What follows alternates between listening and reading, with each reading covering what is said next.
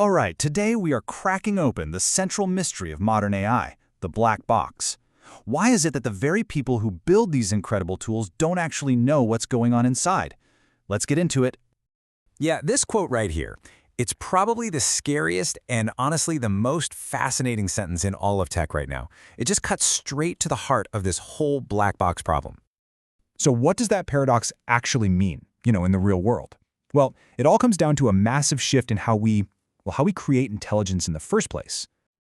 This is where it gets really weird, especially if you know anything about normal computer programs.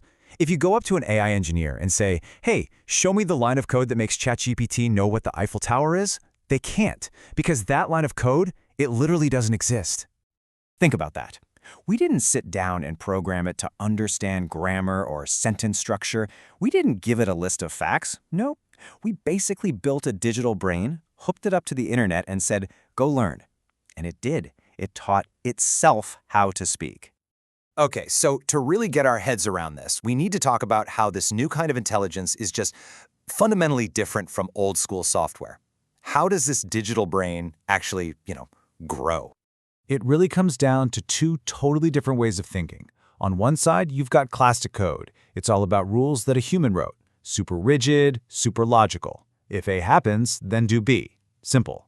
But on the other side, you have a neural network. And that's less like a list of instructions and more like a huge tangled web of connections. A lot like our own brains, actually. So what is a neural network really? Well, imagine a system with billions, and I mean billions, of tiny little digital knobs or dials. They're called parameters. But here's the crazy part. When a new AI is born, all those knobs are just set to random. It's basically useless, just a chaotic digital soup that spits out complete garbage, at first. The magic, if you can call it that, happens during training. And it's a pretty simple loop, just on an insane scale. Step 1, it reads a giant chunk of the internet. Step 2, its only job is to guess the very next word in a sentence. Step 3, it almost always gets it wrong. And here's the key. Step 4, every time it's wrong, a math algorithm comes in and just slightly tweaks those billions of knobs. Now step 5, you repeat that process trillions of times. Trillion.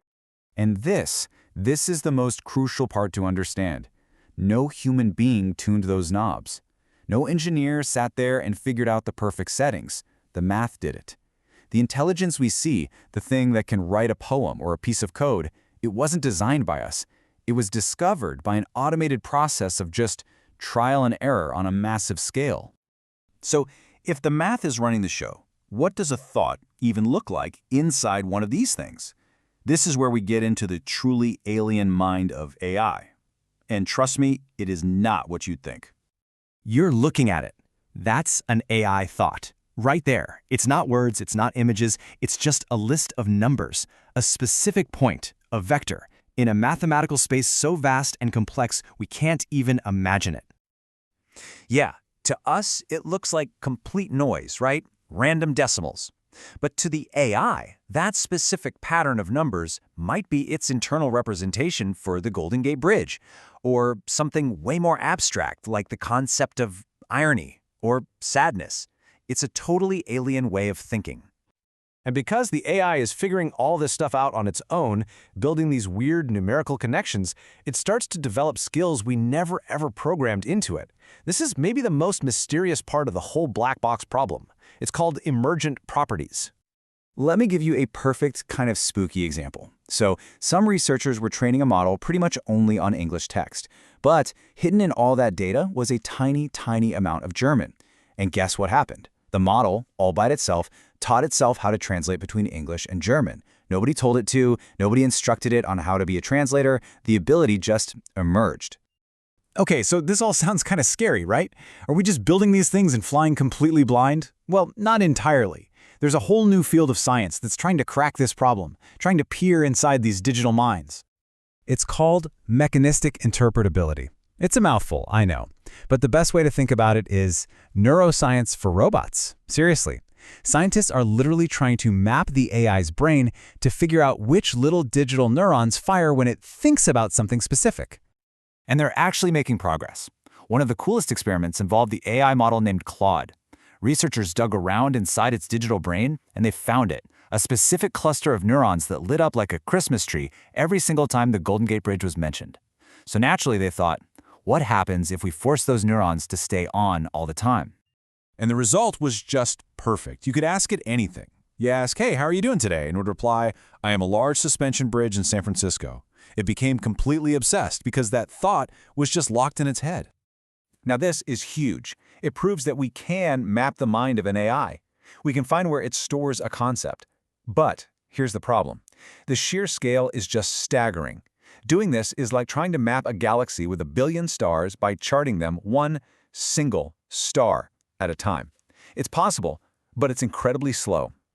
And that brings us right to the core tension in AI development today. It's this high-stakes race between our ability to build these things and our ability to understand them. This chart really says it all. The capabilities of AI, they're shooting upwards, just exploding exponentially. Every couple of months, these models get ridiculously more powerful. But our understanding of how they work, that's growing at a snail's pace. And that gap, that widening gap, is the real black box problem. You know, this quote really nails our new relationship with this technology. We're not programming in the old sense anymore. It's more like we're gardening. We plant the seed, we give it data and processing power, and then we stand back and watch what grows, just hoping it grows into something useful and, safe. So look, at the end of the day, the question isn't, does AI work? Of course it works. We see it every day. The real question, the much more important question, is, do we truly understand why it gives us the answers it does? Can we really trust it? And that's really the question I want to leave you with.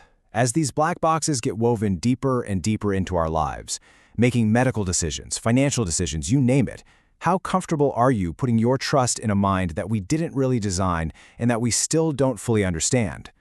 Do you trust the black box?